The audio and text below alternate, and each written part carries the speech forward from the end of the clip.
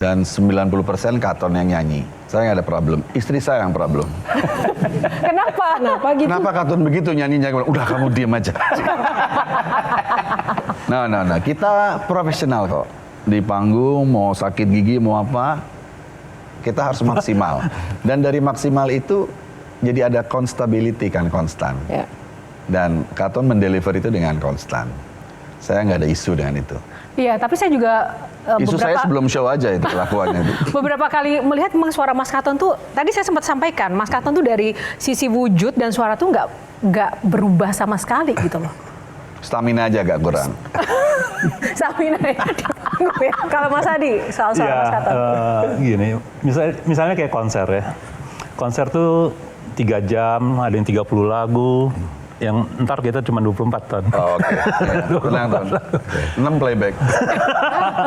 Jadi Katon tuh dia bilang, "Nih, gua nggak ikut latihan ya." Tapi dia bertanggung jawab. Jadi dia lebih baik latihan buat dirinya sendiri dibandingin dia latihan dengan band. Jadi paling ketemu nanti 3 hari, 4 hari sebelumnya, ya kan? Itu kalau ketemu.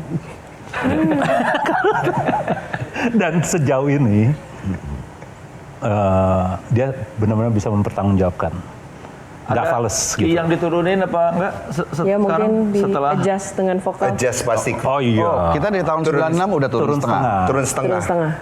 Istilahnya main di E, kita mainnya di E-moll gitu ya. Turun setengah. Ada di. Tadi ini turun setengah. Nah, Mas Katon, ini turun setengah iya, tadi ya? Mas Katon sendiri mempertahankan kualitas dan endurance suara gimana? Paling mungkin saya emang treadmill di rumah. Saya emang seneng treadmill. Tapi treadmillnya juga nggak lari yang cepet-cepet gitu. Nggak. Setengah jam. Seminggu 2 kali, 3 kali. Nggak minum es batu sih yang pasti. Kalau misalnya bermusik dan di panggung begitu, apa sih yang paling membuat secara psikologi itu sebagai musisi itu happy?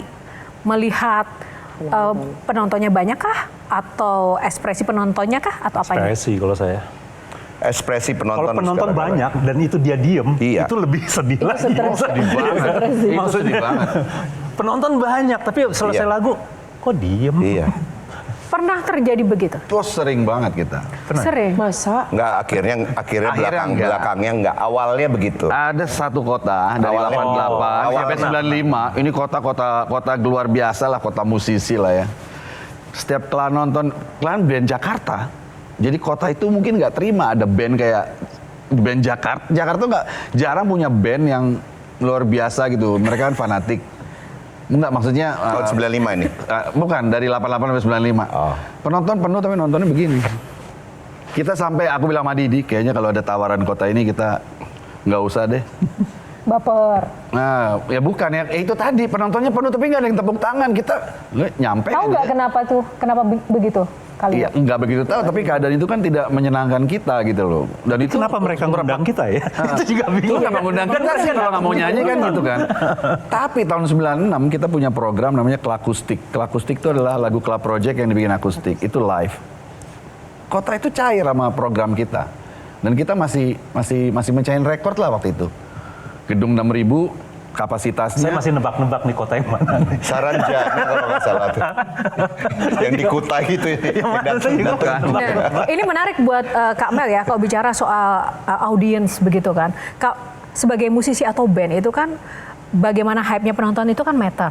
Ya. Nah, kalau melihatlah begitu, kemudian sebagai band atau sebagai promotor itu bagaimana ya kemudian menyesuaikan atau mengevaluasi jika terjadi hal-hal seperti itu, bisa kenapa sih? Tapi setuju nggak? Ada memang kota-kota yang karakternya begitu. Nah betul ya. Emang ternyata. iya, ada. Aku tuh Jadi tahu tidak kota mana tidak yang emang murni karena enggak. Ada bandnya. kota yang aku tahu emang ekspresinya begitu, gitu. Tapi senang emang ada kayak begitu. Ya, Senangnya dia nggak Ini ekspresif mereka ya. nggak Iya. nyanyi gitu loh. Maksudnya Iya. mereka boleh nggak usah tepuk tangan histeris. Paling nggak nyanyi gitu kan. Ada yang begitu. Masa sih? Ada, memang ada kok. ada. Misalnya Memang ada yang begitu.